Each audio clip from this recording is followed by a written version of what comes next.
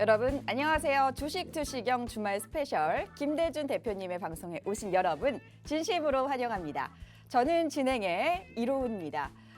지난주도 참 변동성이 많은 한 주였습니다. 특히나 어제 같은 경우에는 반도체 업종이 좀 부진했다는 거 다들 알고 계시죠. 사실 뭐 삼성전자도 4% 정도 급락을 했고, 그리고 SK하이닉스도 시가총액 4위로 좀 내려앉으면서 많은 분들이 정말 한숨 나오는 장이다라는 생각도 많이 하셨을 것 같습니다. 사실 요즘 기업들의 실적 발표가 이어지고 있다 보니까 정말 기업별로 급락을 다투는 경우가 굉장히 많습니다. 사실 이런 시즌에는 우리 투자자분들께서 굉장히 신중하게 또 투자를 하셔야 되잖아요. 그런데 내가 여기가 어떤 회사인지 어떤 호재가 있는지 정확히 알고 들어가셔야 내 소중한 돈 좀 보호받지 않을까 싶습니다. 그래서 오늘 제가 추천을 드렸거든요. 보다 좀 클래스가 다른 전문가분을 한번 보시라고 설명을 드리고 싶은데요. 20년이 넘는 증권회사 경력으로 사원부터 임원까지 차근차근 올라가신 클래스가 다른, 그리고 클래식, 우리가 정말 잘 모를 때는 기본으로 가라, 클래식으로 가라, 이런 말을 많이 하잖아요. 정말 클래식으로 단계를 밟아 오신 대표님이시기 때문에 우리 시청자분들께서 더욱더 믿고 의지하실 수 있지 않나 싶습니다. 자, 오늘 이렇게 9시에서 9시 50분까지 저희 1시간 정도 함께 하게 될 텐데요. 이 방송이 끝나면 여러분 들어오시고 싶어도 저희 김대준 대표님 노란톡방에 들어오실 수가 없으세요. 그래서 방송 먼저 본격적으로 들어가기 전에 QR코드 이용해서 사용하는 방법 알려드리도록 하겠습니다. 자, 지금 옆쪽에 하단에 QR코드 다들 보이시잖아요. 휴대폰 기본 카메라로 갖다 대시기만 하셔도 아마 영어 링크가 뜨실 겁니다. 그 영어 링크 클릭을 하시면 저희 김대준 대표님과 함께 하실 수 있는 노란 톡방으로 입장을 하실 수가 있는데요. 참여 코드는 1234로 들어오실 수가 있습니다. 자, 이렇게 참여를 하시면 될 것 같고요. 또 다른 방법도 있습니다. 샵 3989 문자에 그 번호에 적어주시고요. 본문에 김대준이라고 적어서 저희에게 보내주시면 저희가 바로 들어오실 수 있는 링크 보내드리도록 할 테니까요. 함께 해주시면 좋을 것 같습니다. 자, 그러면 주식 투시경 본격적으로 시작합니다.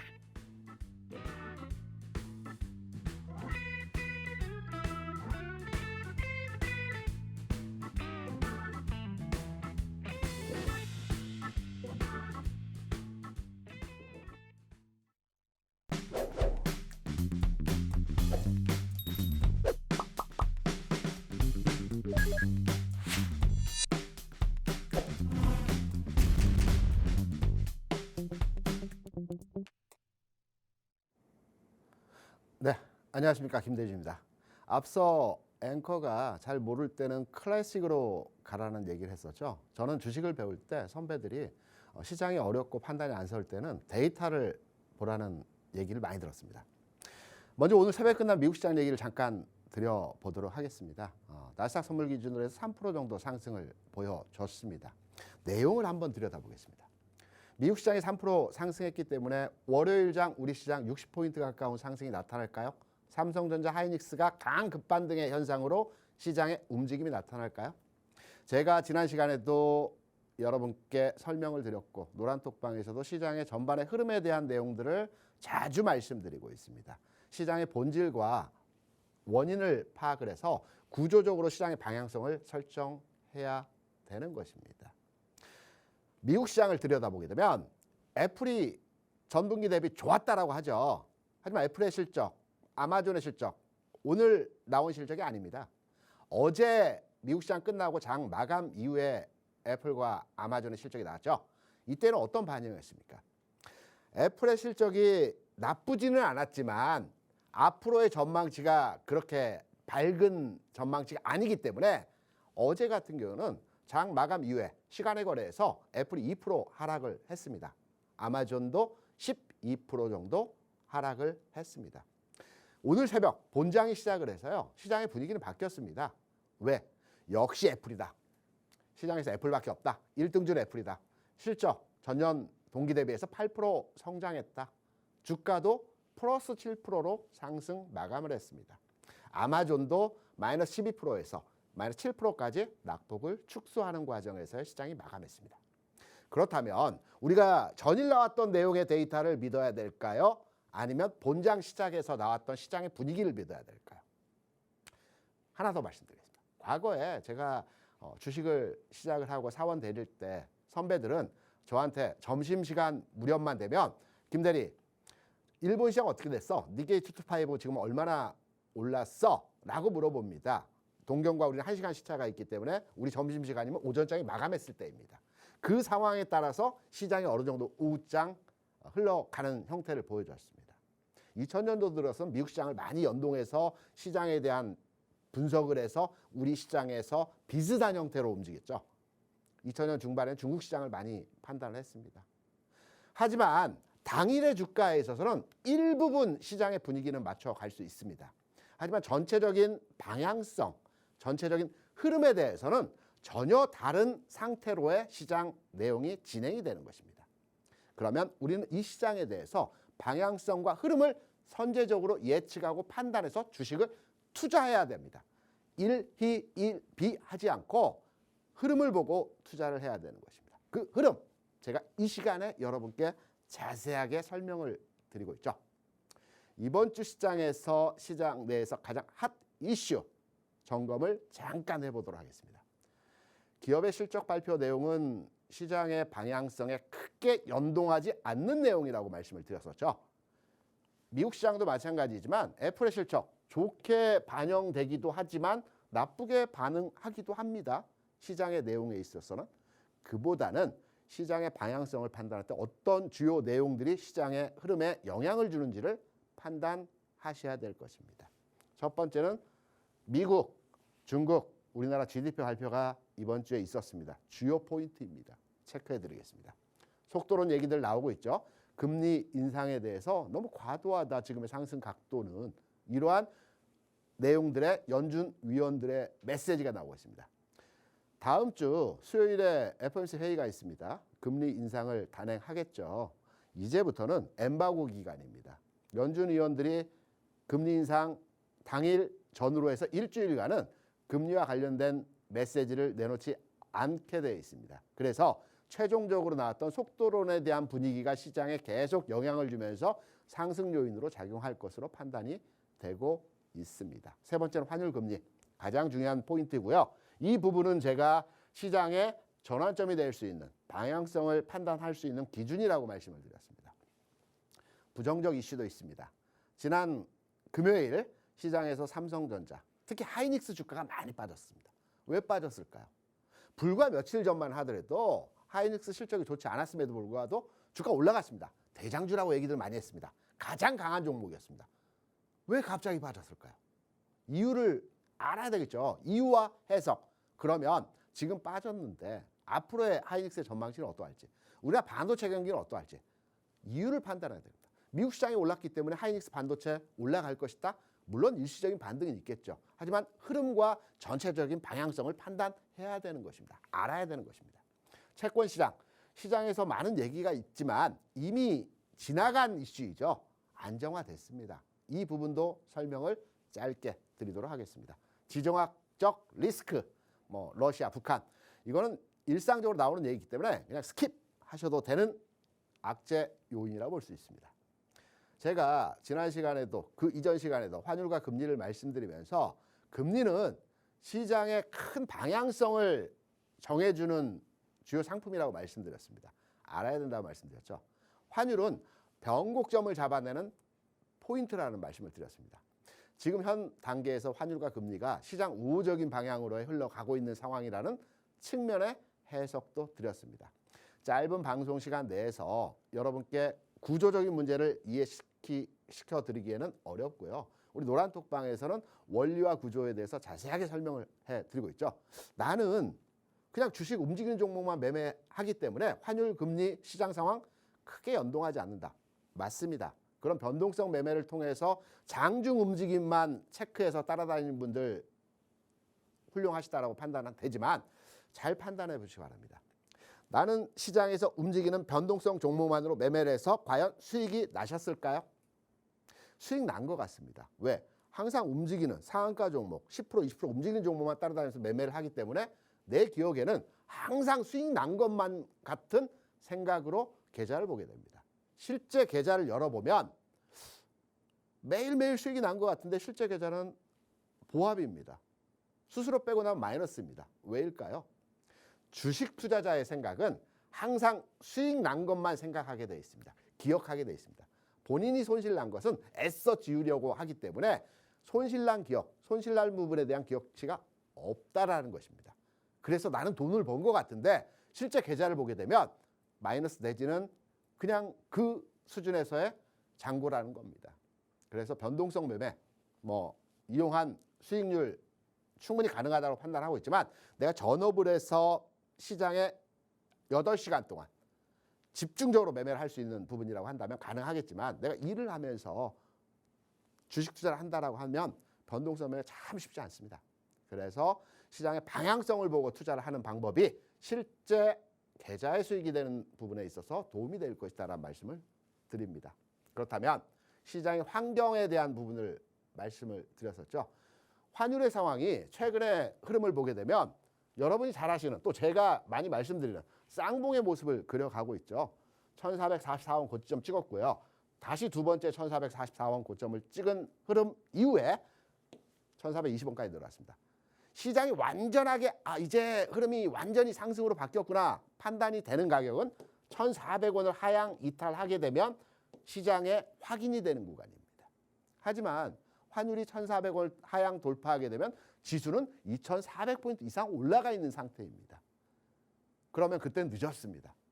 주식 투자는 미리 시장을 판단하고 선제적으로 진입하여서 올라가는 구간에서 수익을 만들어 가야 되는 게 주식 투자죠. 싸게 사서 비싸게 파는 구조가 기본 원리입니다.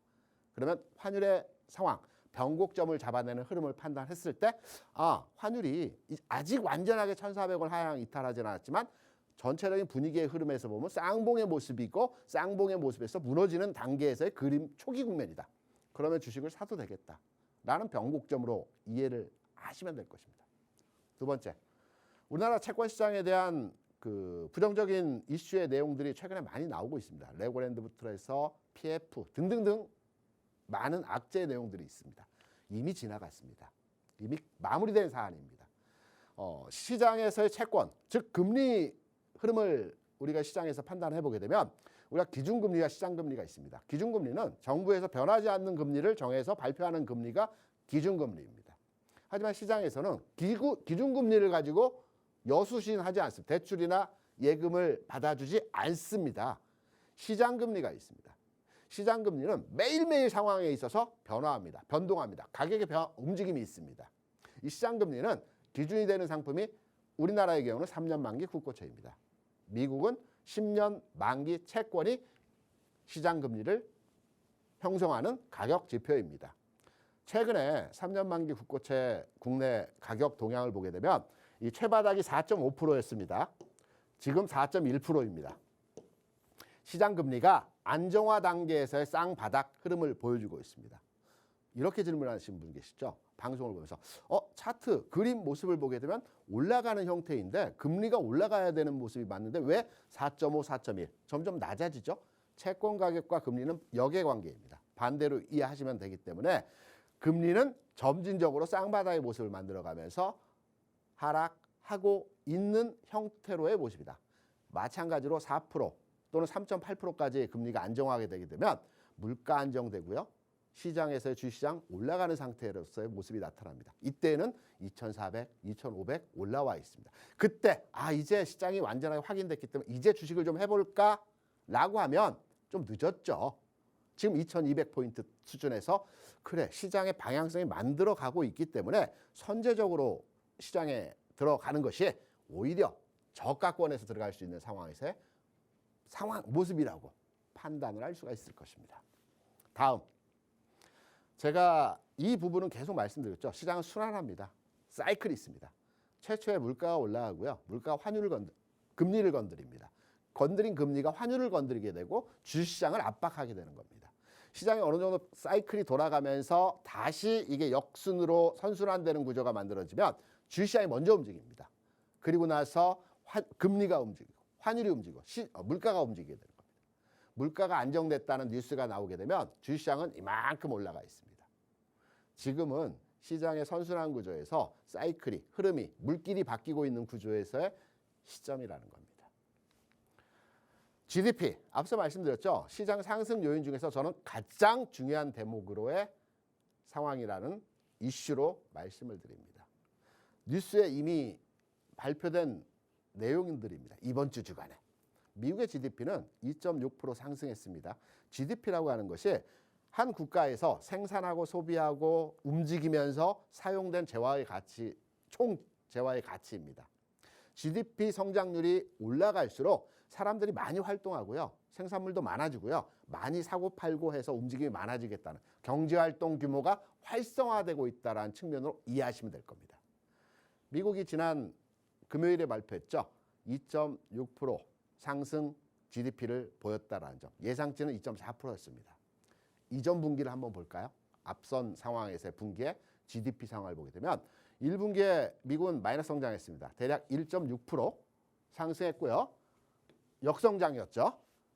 2분기에는 마이너스 0.6이었습니다. 3분기에 플러스로 돌려놨습니다.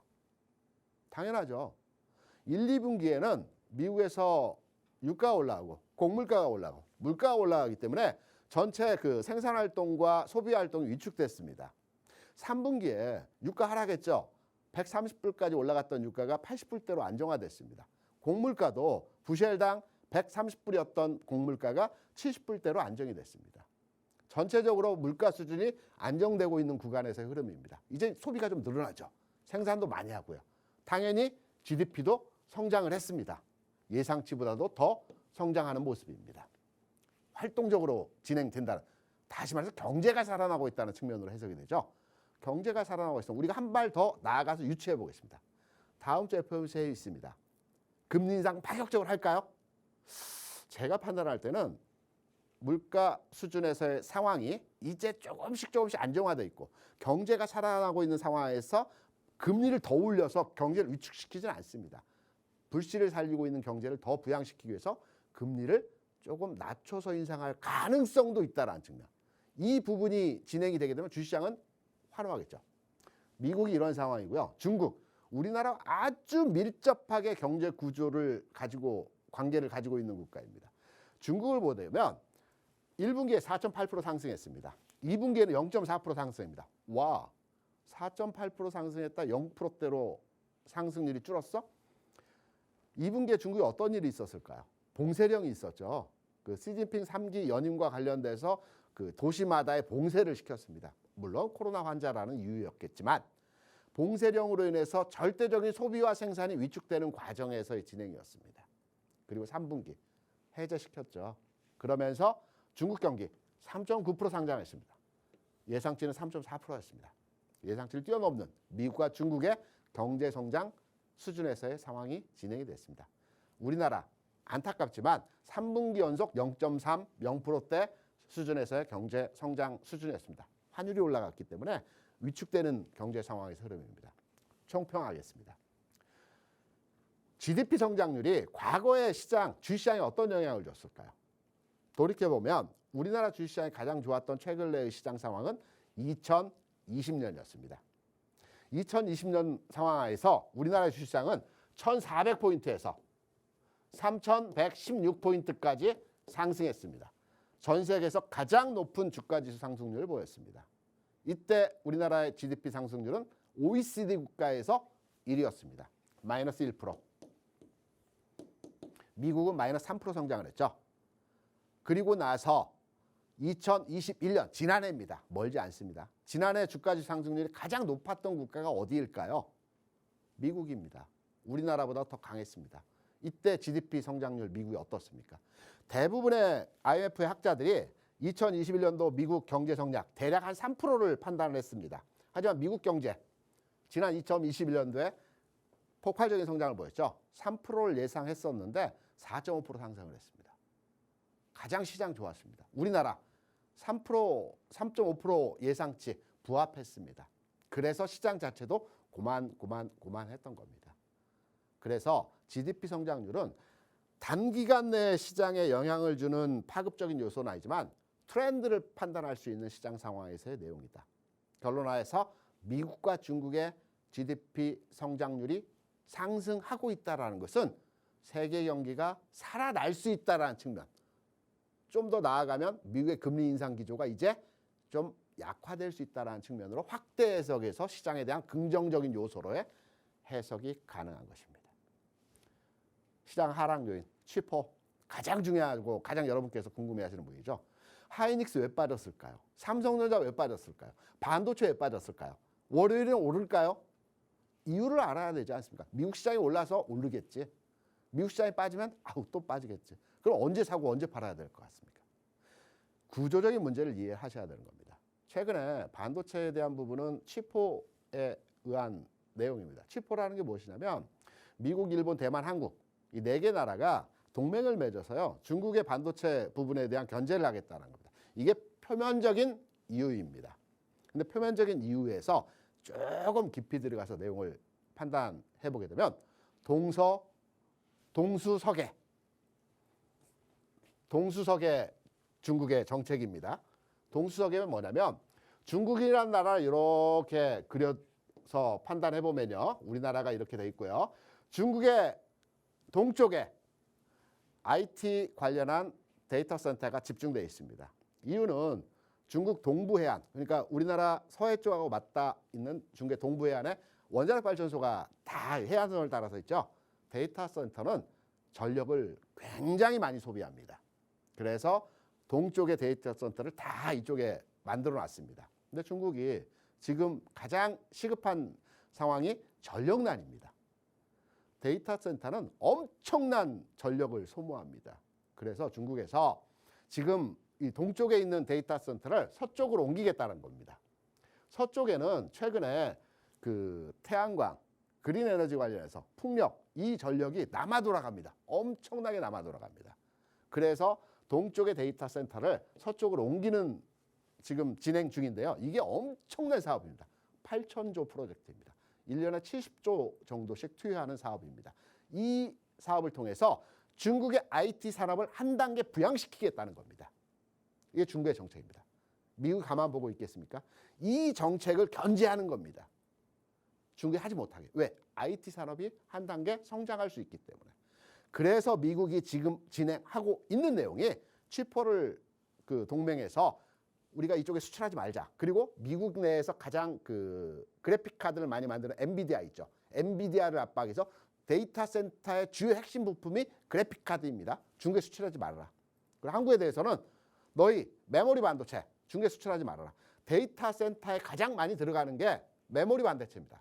SK 하이닉스, 삼성전자가 생산하는 메모리 반도체가 데이터 센터의 주요 부품입니다. 반도체는 주기 산업입니다. 흐름이 위축되고 팽창하고 이 과정이 계속적으로 우상향하면서 올라갑니다.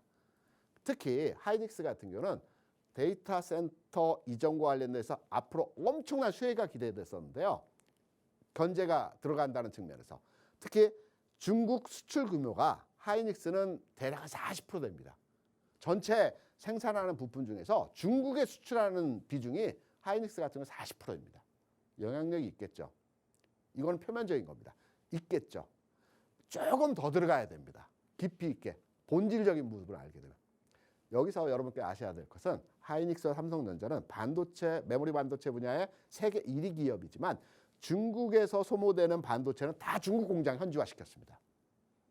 중국에서 생산하고 중국에 납품합니다. 이 부분은 이 치포 동맹에 그 관여받지 않습니다. 다만 국내에서 생산 부분도 수출에 있어서 일정 부분 영향을 주기 때문에 이 부분이 영향을 줄 수 있는 부분입니다. 1년에 지금 추정하는 부분이지만 상반기 한 3.5% 감소했습니다. 하이닉스 기준으로 해서 중국, 대중국 수출 부분에 있어서 하반기까지의 비중을 생각하면 약 크게 잡아도 7% 정도 매출 비중의 감소가 예상이 되고 있습니다. 그리고 치포 동맹이 앞서 말씀드렸지만 미국과 중국의 지금 경제 성장 분위기에서 이들이 지금 크게 지금 부딪히고 있지만 일정 시간이 지나는 상황에서 다시 화해 메시저로 전환이 될 거라고 저는 개인적으로 판단하고 있습니다. 그래서 이 치포 동맹이 계속해서 가지는 않습니다. 일시적인 현상입니다.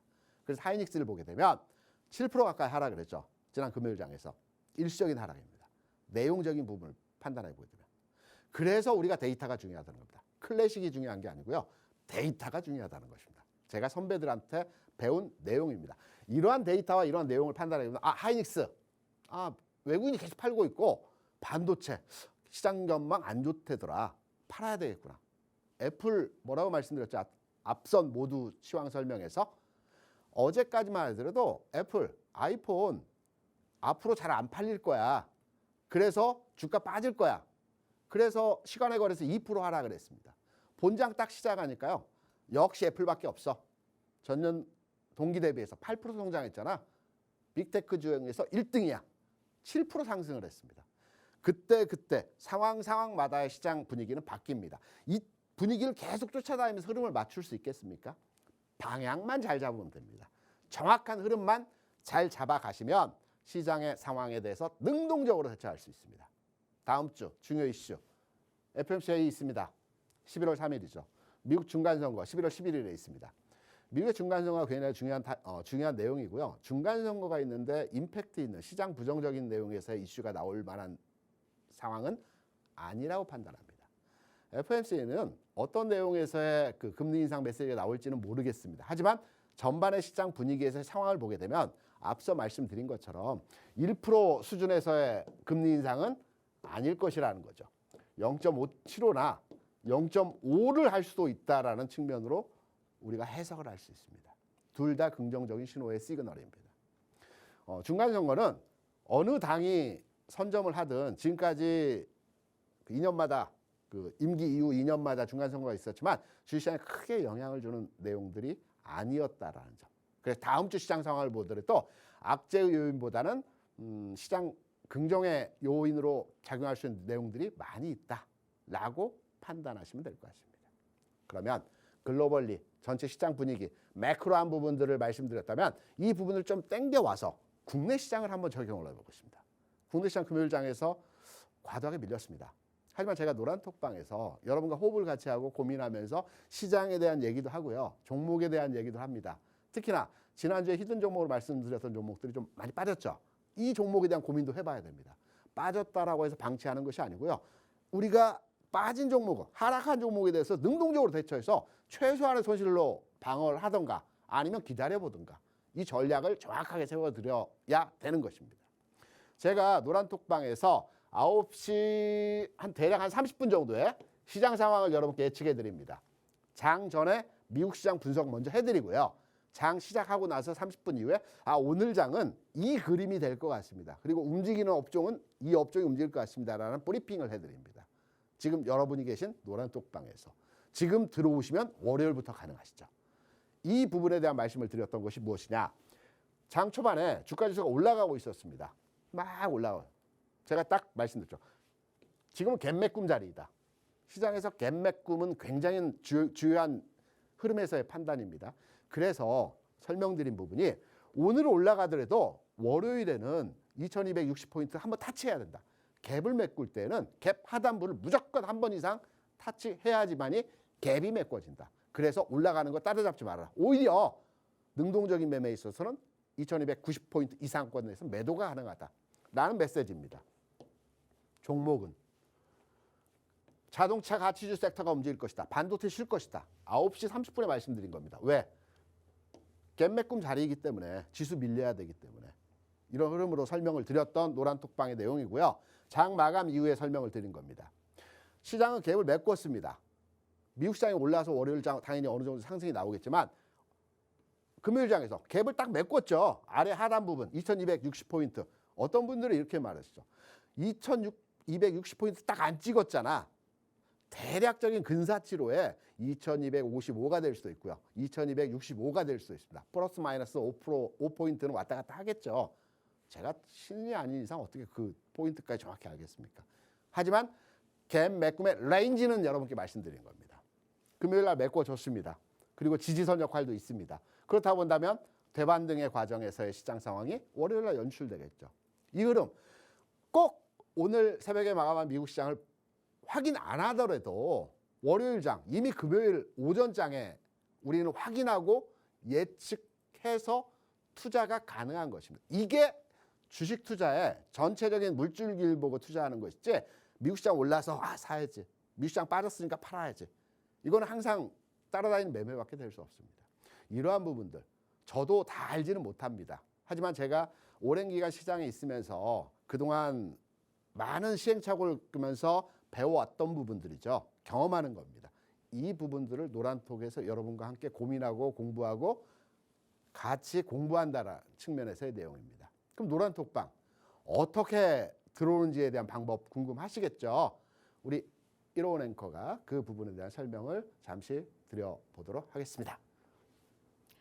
네, 김대준 대표님께서 강의해 주신 내용을 쭉 한번 들어보니까요. 미국과 중국의 GDP에 대해서도 한번 훑어주신 것뿐만이 아니라 다음 주 시장은 어떻게 되는지, 그리고 다음 주 시장을 내가 끌어가려면, 그러니까 딸려가는 매매가 아니라 끌어가는 매매를 하시려면 어떻게 해야 되는지도 짚어주고 계신데요. 그리고 저도 SK 하이닉스가 좀 많이 빠져서 좀 불안했었는데 단기적인 하락인 것 같다라고 또 예상을 해주셔서 그래도 조금 마음이 놓이지 않았나 싶습니다. 굉장히 좋은 강의였고요. 또 강의를 듣다 보니까 제가 잠깐 또 궁금한 게 생겼어요, 대표님. 네. 그래서 요거 질문만 살짝 드리고 또 네. 진행을 해보도록 하겠습니다. 네. 아까 FOMC 회의가 이제 다음 주에 또 예정이 돼 있고 네. 금리를 그렇게 막 공격적으로 인상을 할 것 같지는 않다라고 말씀을 해주셨는데요. 그런데 또 한국은 지금 금리가 굉장히 가파르게 오르고 있고 또 다음 달에도 또 기준금리 추가 인상이 또 예정이 돼 있어서 상당히 좀 시장이 어떻게 될지 되게 궁금하거든요. 그러니까 FOMC에서 그렇게 공격적으로 인상을 하지 않으면 그러니까 상승장이 조금 올라갈 것 같긴 한데 이게 단기적으로 상승이 나와줄 것인지 아니면 전체적인 분위기를 봐서 금방 사그라들 것인지 장기적으로 갈 수 있을 것인지가 되게 궁금해요. 1호 앵커. 네네. 최근에 은행에 가서 대출 심사를 받았거나 예적금을 해본 적 있으신가요? 최근에 했어요. 은행 가보셨나요? 티났나요? 그래서 금리에 대해서 민감하신 것 금리 같은데요. 너무 민감하고요. 네. 지금 빌려 있는 것도 거의 2배가 올라서 너무 부담스러워서 너무 두 가지 궁금했어요. 관점에서 제가 해석을 드릴게요. 네. 은행에서 지금 대출 연장을 해주지 않고 있습니다. 그래요? 그리고 은행에서는 네. 일부의 대출 금리를 계속 올리고 있습니다. 이 부분은 첫 네. 번째로의 이유는 뭐냐면요. 제가 은행 관계자들도 많이 만나서 얘기를 해보는데 네. 최근에 채권 사태, 레고랜드 사태 있었죠. 네네. 그래서 은행과 증권사와 금융기관들은 지금 현금 확보에 혈안이 되어 있습니다. 음. 무조건 상품을 확장시키지 말고 은행이 보유할 수 있는 현금을 최대한 가져가라. 뒷북이죠. 이미 채권 사태 끝났습니다. 그래서 대출 연장 심사도 굉장히 까다롭게 하고요. 금리도 조금씩 올리려고 하고 있습니다. 이런 부분의 상황인데 네. 실제로 금리 상황은 제가 시장금리라고 말씀드렸죠. 우리나라 시장금리는 3년 만기 국고채 기준이고요. 네. 4.5% 저점 찍고 4.1% 올라왔습니다. 안정되고 있습니다.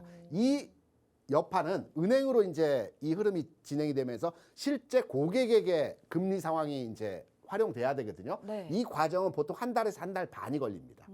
그래서 지금 11월 중하순이 되면 금리는 우리가 대출을 받을 때 좀 안정될 겁니다. 다시 말해서 1호 앵커가 뭐 대출을 받으려고 한다든가 연장을 한다라고 한다면 딱 한 달만 기다리시면 네. 지금보다 우호적인 금리 상황에서 국내 그 대출 여수신 관련 업무를 진행하실 수 있기 때문에 한 달 기다려 주시기 바라고요. 정말요? 미국도 동일합니다. 이 내용은 제 개인적인 판단이 아니고요. 네네. 지금까지 금융시장이 흘러오고 이 원리의 구조에 있어서 채권시장과 주식시장, 금융시장이 연동된 흐름에서 지금까지의 흐름입니다. 전체적인 시장을 보셨을 때. 기초 상품이 내려가고 있는데 은행 금리만 올라갈 수 없거든요. 그리고 채권 사태가 어느 정도 진정이 됐기 때문에 네네. 그동안 현금 확보한 은행들의 현금 자산을 이제 대출로 조금씩 진행할 겁니다. 그러면 한 달에서 한 2달 정도 좀 기다렸다가. 2달까지도 필요 없습니다. 11월 말 정도에 진행을 하시면 지금보다도 훨씬 우호적이고 은행 직원들이 아주 친절할 겁니다. 네, 좋습니다. 또 이렇게 살짝 또 이렇게 상담을 받아봤는데 너무 좋습니다. 그러니까 이렇게 국내 시장뿐만이 아니라 또 이렇게 글로벌 시장까지 이렇게 고려를 해서 설명을 해주셨는데요. 자, 이렇게 저만 상담 받을 수는 없잖아요. 우리 시청자분들께서도 참 궁금한 점이 많으실 것 같습니다. 자, 그런데 방송에서는 여러분의 궁금증을 들어드릴 수가 없죠. 그래서 저희 저희가 여기 옆에 보시면 하단에 QR코드 마련이 돼 있습니다. 휴대폰 다들 옆에 하나씩 갖고 계시잖아요. 기본 카메라 검색만 해주셔도 영어 링크가 뜨실 겁니다. 영어 링크 클릭해서 들어오시고요. 참여 코드는 1234, 1234를 꼭 적어주셔야지만 저희 노란톡방에 들어오실 수가 있습니다. 혹시나 인식이 잘 안 되시는 분들도 계실 것 같아서 문자로도 참여하실 수가 있는데요. 샵 3989 적어주시고 본문에다가 김대준이라고 적어서 보내주시기만 하셔도 저희가 들어오실 수 있는 링크 바로 보내드리도록 할 테니까요. 여러분 주식하시면서 고민이라든지 이 종목 관심 있는데 언제 들어가야 할지 이런 뭐 사소한 것이라도 좋습니다. 다 이야기해 주시면요. 저희 김대준 대표님께서 다 리뷰해 주시고 고민 들어주시도록 할 테니까요. 함께해 주시면 좋을 것 같고요.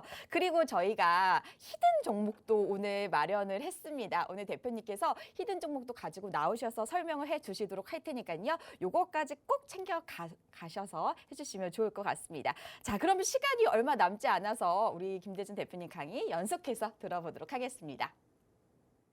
여러분께 지난주에 히든 종목 설명드렸던 양지사와 한국정보통신입니다. 주가 하락을 했습니다. 우리가 주식 투자하면서 상승한 종목들 여러 루트를 통해서 접수되고 확보될 수 있습니다. 제일 중요한 것은 상승한 종목이 아니고 내가 가진 주식이죠. 내가 가진 주식 중에서 하락하고 있는 주식이 가장 궁금한 점입니다.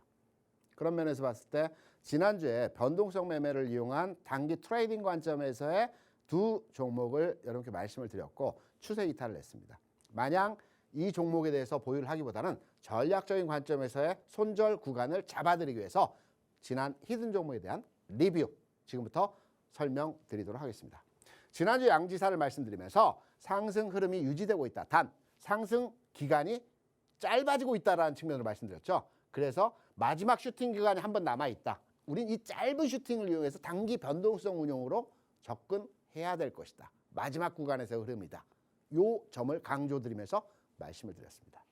두 번째, 한국정보통신. 이 종목은 전형적인 상승 N자형 패턴이라고 말씀드렸죠. 상승 N자형의 기본은 지난번 상승 고점을 이번 조정에서 깨지 않는다는 제1의 원칙이 있습니다. 그래서 이 종목은 거래량 구조 구면에서 볼 때 상승해서 위에서 이렇게 물량을 팔아가는 구조로의 진행이 될 것이다. 그래서 한번 진입해서 일부분의 상승 과정에서 흐름이 나타날 때 물량을 팔아가는 짧은 구간에서의 수익률 확보가 가능한 흐름에서의 종목이다. 변동성이 크기 때문에 이 종목을 접근하실 때는 일정 규모 이하로만 접근하시고 짧게 운용하시라는 말씀드렸습니다. 방송을 들으시고 혹시나 이 종목에 진입하셨는데 지금 물렸다. 지난 금요일에 많이 빠졌어. 어떻게 해야 됩니까? 팔아야 되나요? 저는 못 팔겠어요. 이런 분들에게 제가 흐름을 정확하게 말씀을 드리기 위해서 이 종목을 설명드리겠습니다. 첫 번째 양지사. 기존의 흐름이 이 패턴이 짧아진다라고 말씀드렸죠. 짧아진 과정에서 딱 떠야 할 자리에서 되밀려버렸습니다. 그렇다고 본다면 이 종목은 여러분께 많이 말씀을 드리죠. 헤드앤숄더형으로 꺾이는 종목입니다.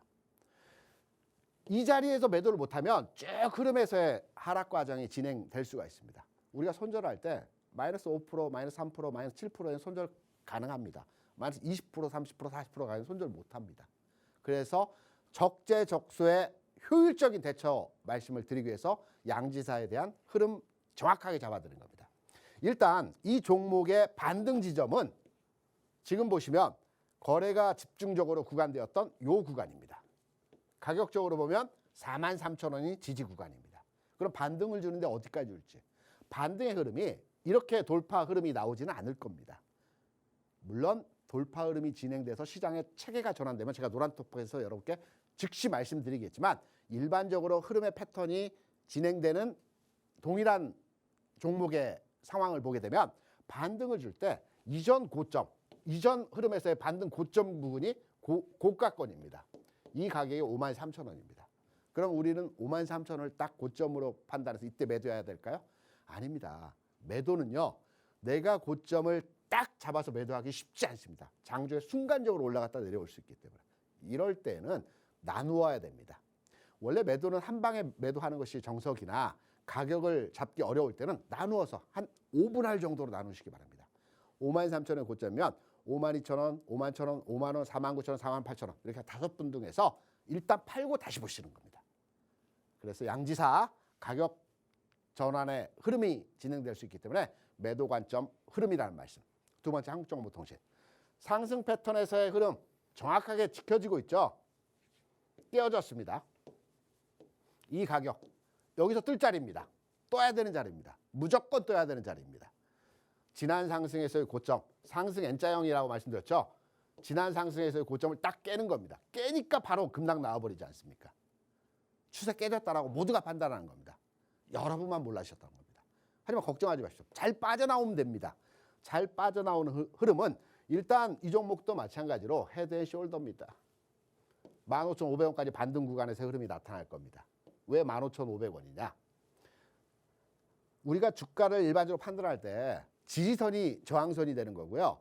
저항선이 깨지면 지지선이 되는 겁니다. 돌파하면. 그래서 15,500원은 지난 상승 고점 이 자리입니다. 이렇게 밀리겠죠. 마찬가지 매매 관점에서 15,000원 고점을 잡고요. 나누어서 매도 흐름으로 대응하시기 바랍니다. 그럼 구체적인 가격은 난 진짜 못 잡겠어. 당시 노란톡방에서 좀 우리 고민하는 측면에서 가격을 한번 장중에 한번 같이 논의해 봤으면 좋겠어. 좋습니다. 지금 들어오시면 월요일 장부터 해당 종목에 대한 가격 흐름을 잡아드리는 시간을 가져보도록 하겠습니다. 참여 방법 잠깐 듣고 오셔서 히든 종목 설명드리도록 하겠습니다. 저희 대표님 노란톡방과 함께 하시면 좋은 점이 어떤 거냐면요. 대표님께서 우리 국내 시장 증시뿐만이 아니라 글로벌적인 그런 시장 상황도 딱 짚어주시면서 여러분께 뭐 기사라든지 아니면 관심 종목에 대한 리뷰도 함께 진행을 해드리고 있기 때문에 우리 시청자분들께서 바쁘게 일상생활 하시면서 하나하나 그런 거 다 챙기기가 쉽지 않으시잖아요. 우리 김대준 대표님과 같은 노란톡방에 계시면서 이런 혜택 다 누려보셨으면 좋겠습니다. 그리고 조금 있으면 또 히든 종목도 공개를 해드리도록 할 텐데 이것도 참고해 보시면서 매매에 도움이 돼 보셨으면 좋겠는데요. 그런데 정말 중요한 거는 히든 종목을 알려는 드리지만 언제 들어가서 언제 차익 실현을 하느냐가 그게 정말 중요한 거잖아요. 그 타점을 여러분 다 잡아드리고 있기 때문에 노란톡방에서 함께 해주시는 게 여러분께 참 도움이 되지 않을까 싶습니다. 자, 그러면 어떻게 참여를 하실 수가 있는지 제가 다시 한 번만 안내를 해드리도록 할 텐데요. 하단에 보이시는 QR코드 다 보이시죠? 휴대폰 기본 카메라로 비치기만 하셔도 영어 링크가 아마 뜨실 겁니다. 영어 링크 클릭하시고요. 참여 코드는 1234. 여러분 쉬워요. 1234 네 자리만 입력을 해주시면은 저희 김대준 대표님과 함께 하실 수 있는 노란톡방에 들어오실 수가 있기 때문에 함께 해주시면 좋을 것 같고요. 지금 시간이 벌써 42분입니다. 이 노란톡방을 저희가 한정적으로 열어드릴 수가 없고 딱 8분 안에 들어오셔야지만 함께 하실 수가 있습니다. 자, 들어오셔서 다음 주 장부터는 우리 김대준 대표님과 좀 마음 놓고 준비를 해보셨으면 좋겠습니다. 자, 그러면은 저희 이제 지난주 히든 종목에 대한 리뷰도 들어봤는데 이번 주 히든 종목도 안 들어볼 수가 없죠. 대표님 네. 분석 부탁드릴게요. 제가 앞서서 시장 상황을 설명드리면서 중국 GDP 상황을 말씀을 드렸죠. 3.9% 성장을 했다. 그리고 예상치 이상의 성장이다. 미국도 마찬가지다. 경제가 성장하면 어떠한 종목이 가장 먼저 움직일까요? 일단 경제가 성장하면 기본적으로 시장의 주력 업종의 종목들이 주가 상승하겠지만 국가 간의 교육이 많아지죠. 세계 경기가 성장하게 되면 국가 간의 교육이 많아집니다. 국가 간의 교육이 많아질 때 특징적으로 배를 이용한 교역량이 급증하는 것입니다. 여러분께서 뒤에 보시는 그림은 HMM입니다. 우리나라 대표적인 국적 선사죠. HMM의 주가를 살펴보게 되면 과거 2008년, 9년, 10년 이때 30만 원 이상의 주가를 보였던 상황에서의 모습입니다.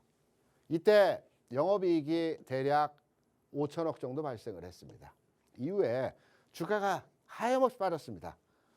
세계 경기가 좋지 않아서 빠졌을까요? 아닙니다. 이 회사가 과도한 투자를 했습니다. BDI라고 그래서요. 운임지수, 용선료라고 하죠. 경기가 마냥 좋을 것 같았던 것입니다. 2007년, 8년만 하더라도. 막 2배, 3배, 4배, 5배 성장할 것 같습니다. 그러니까 배를 임대해서 교역량을 물건을 받아서 택배처럼 이렇게 국가 간에 이동을 시켜줘야 되는데 용선료 가격이 계속 오르는 겁니다. 그래서 높은 가격의 용선료를 5년치, 10년치까지 물량을 확보했던 겁니다. 그리고 금융위기가 와서 세계 경기가 급냉을 했습니다. 국가 간의 교역량이 줄어버렸죠. 이미 비싸게 사놓은 용선료 가격을 계속 비싼 값으로 지불할 수밖에 없었습니다. 반면에 용선료는 계속 떨어져서 앞으로 벌고 뒤로 깨지는 상황에서 흐름이 진행이 됐죠. 그래서 적자로 전환이 됐습니다. 그래서 산업은행 채권단으로 회사가 넘어가게 됐습니다. 이런 와중에서 2020년 새 경기가 살아났죠. 특히 배를 이용한 운송량이 많아졌습니다. 2020년 코로나 때 우리가 국간 이동이 없었기 때문에 배를 이용해서 많이 물건을 사고 팔고 나르고 했습니다. 이때 매출 성장, 이 회사의 기업 가치 높아지면서요. 1조 원 올해 영업이익 달성한다라고 합니다. 이미 지난 30만 원대의 수준에서의 영업이익을 돌파했습니다. 제가 왜 이렇게 크게 장황하게 말씀드리냐면 주식 투자를 하시면서 여러분께서는 짧게 분봉, 일봉, 만을 보고 투자하시면 짧은 흐름에서의 수익밖에 가져가실 수 없습니다. 흔히 주식을 투자하시면 주봉, 월봉 크게 보라고 많이 말씀들 하시죠. 그래서 일단 여러분께 길게 한번 보여드린 겁니다. 짧게 보겠습니다. 말씀드렸던 BDI 운임지수입니다. 지난 2008, 9, 10년에 만불이었습니다. 이 만불이었던 게 700불까지 내려갔습니다. 그리고 쭉 700불 내에서 움직이다가 최근에 2020년도에 5,000불까지 올라간 상황에서 최근 2,000불입니다. 700불 기준으로 판단해 보게 되면 2,000불 가격 안정화돼 있죠. 이런 흐름에서 추가적으로 가격 하락보다는 중국 경기 살아나고 있죠. 물동량 늘어날 겁니다. 그러면 이 회사의 매출도 점진적인 추가 상승의 가능성을 두고 접근할 수 있다는 겁니다. 두 번째, 주시장에서 외국인이 매집을 하는 종목은 우리가 눈여겨봐야 된다는 측면으로 계속 이해를 하고 주가 상황에 대한 해석을 합니다. 외국인 굉장히 발빠르게 매매합니다. 과거의 주가를 보면 외국인이 바닥에서 매집했습니다. 한 단계 상승해서 팔았어요. 12.5%에서 6%로. 요 흐름 보고 매도했습니다. 그리고 나서 딱 보니까 외국인이 이 종목 시세 흐름을 판단해 보니까 전체 세계 경기도 살아나고 있고 흐름이 좋아지고 있다. 더 사자. 팔았던 주식을 같은 가격에 다시 샀습니다. 개인 투자자도 내가 판 가격은 10,000원에 팔았는데 1,500원이야. 못 사겠어. 다시 사셔야 됩니다. 외국인이 이때 사서요. 쭉 올라가서 13.5% 여기 다 팔았습니다. 팔면서 내려갔습니다. 최근 8.3% 외국인 지분율에서 9.5, 1.2% 늘어갔습니다. 1.5%? 그거 사가지고 올라가겠어? 지분율에서 1.2%가 600만 주입니다. 이 종목의 하루 거래량이 100만 주이죠. 600만 주라고 하면 최근 한 달 사이에 굉장히 많이 산 거죠. 바닥권 매집이라고 볼 수가 있겠죠. 구체적으로 가격 타점 흐름 내용에 대해서는 중요한 내용이기 때문에 제가 노란톡 방에서만 공개하겠습니다. 이러한 전반의 흐름과 상황에 대한 내용들을 한번 설명드렸고요. 타점 그리고 목표 가격, 흐름 여기에 대해서는 노란톡방에 참여하신 분들 위주로 해서 월요일부터 우리 함께 고민하고 가격을 잡아서 이 종목 전망 좋다라는데 언제까지 가져가야 될지 또 가격은 어디서 또 분할 매수는 어떤 시점으로 해야 되는지에 대한 내용들 노란톡방에서 여러분께 공개하고 설명드리도록 하겠습니다. 그럼 주말 방송 오늘 여기서 마치고요. 다음 주에 여러분 다시 찾아뵙도록 하겠습니다. 여러분 감사합니다. 저는 해운 시장이 좀 침체기라고 생각을 했었는데 우리 대표님 말씀을 듣고 보니까 H&M 한번 관심을 갖고 좀 들여다봐야겠다는 생각이 듭니다. 자, 우리 시청자분들도 정확한 매매 타점이 궁금하시다면 하단에 있는 QR코드 검색하셔서 참여코드 1234 꼭 입력하시고 들어오셔서 정확한 매매 타점 우리 김대준 대표님과 함께 잡아보시기를 바라겠습니다. 자, 오늘은 저희 여기서 인사드릴게요. 다음 주에 뵐게요. 시청해주셔서 고맙습니다.